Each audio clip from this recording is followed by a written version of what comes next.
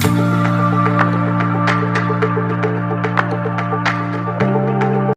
everyone, welcome to another edition of Rajasthan Weekly Current Affairs and Newspaper Analysis by Kanchakshu Classes. In this edition, we have covered the events from the 6th of April to the 23rd of April 2023. और जो sources हमने comprehensively cover किए हैं वो हैं Sujas e bulletin, Indian Express, Times of India, Rajasthan Patrika and First India News Rajasthan. Starting of with the news of environment, जैसा कि हमने पहले के एडिशंस में भी बात की, फलौदी स्थित खीचन जो है ये देश का पहला कुरजा कंजर्वेशन रिजर्व बनेगा, इसकी घोषणा कर दी गई है। इसी के साथ एक और बर्ड्स के लिए डेडिकेटेड जो कंजर्वेशन रिजर्व है राजस्थान में, वो है अरवड़ विलेज अजमेर में, जो कि लेसर फ्लोरिकन के लिए है, जो इंडिया में मौजूद जो 4 बस्टर्ड की स्पीसीज हैं उनमें से एक है।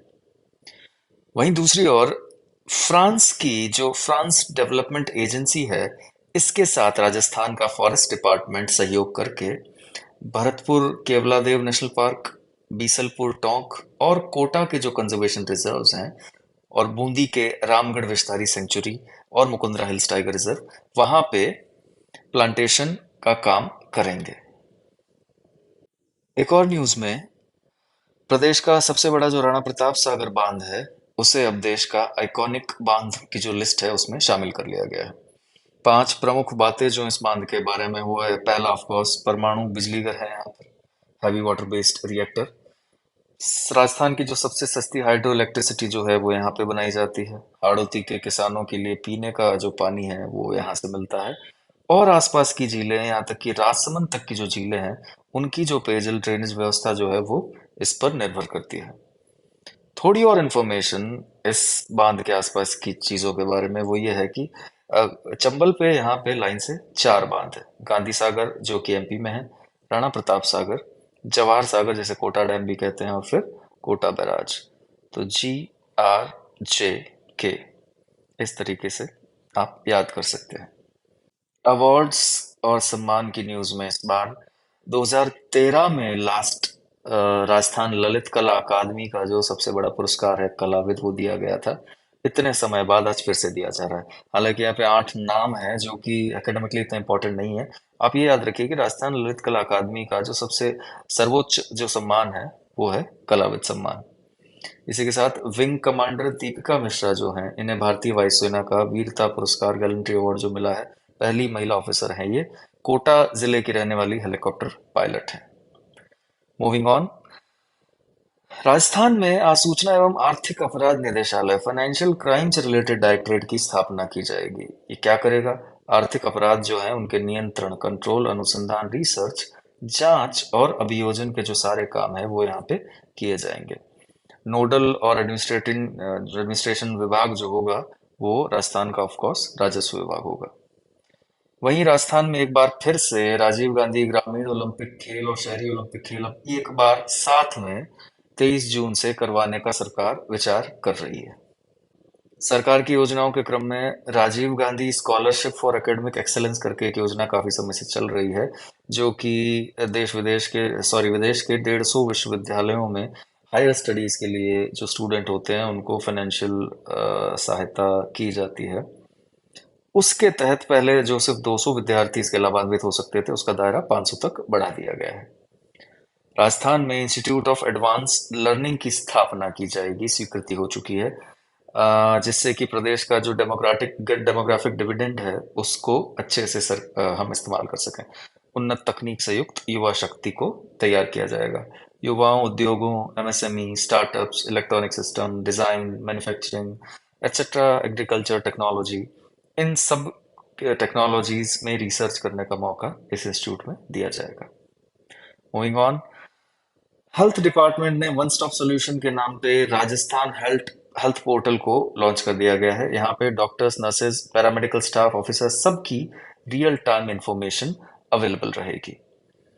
इसी के साथ राजस्थान को अपना पहला सस्टेनेबिलिटी, सतत विकास का ऑफिसर मिल गया है। Jaipur city transport services limited जो है, वहां पे एक अधिकारी को एज अ सस्टेनेबिलिटी ऑफिसर नियुक्त किया गया है। अब ये लोग करेंगे क्या?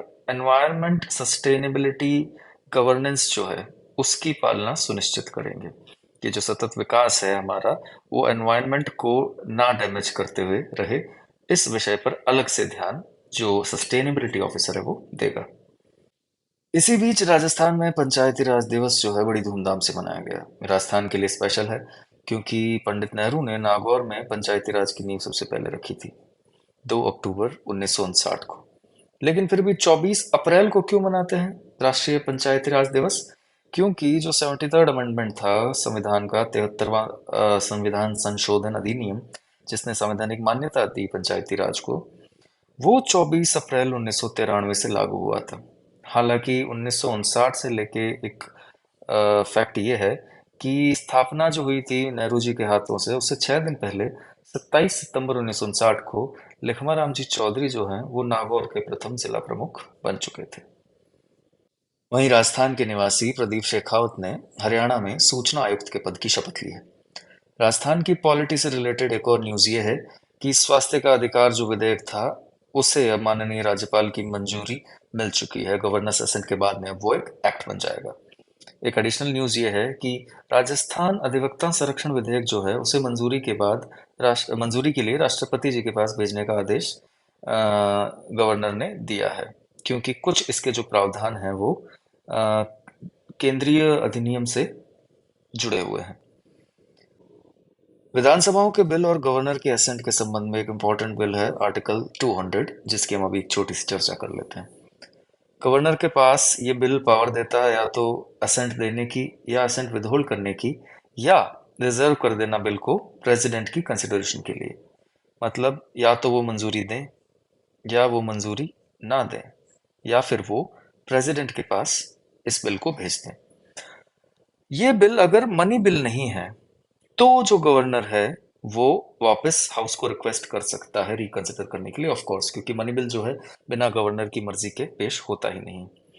और अगर ऐसा बिल अगर हाउस जो है वो बिना अमेंडमेंट या अमेंडमेंट के साथ वापस गवर्नर को भेज देता है तो दूसरी बार गवर्नर को मानना ही पड़ेगा।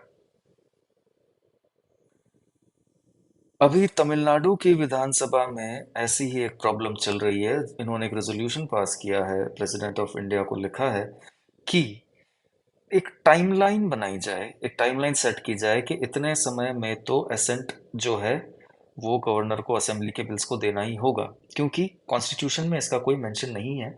इसलिए कई बार स्टैंड ऑफ की सिचुएशन इसकी वजह से बन जाती है। एजुकेशन सेक्टर जो राजस्थान का है उसके लिए अच्छी न्यूज़ ये रही कि राजस्थान ने पीएम श्री जो स्कूल एजुकेशन सिलेक्शन योजना है उसमें 402 रिकॉर्ड स्कूल्स का सिलेक्शन दिया है फर्स्ट फेज के लिए। अब पीएम श्री योजना है क्या?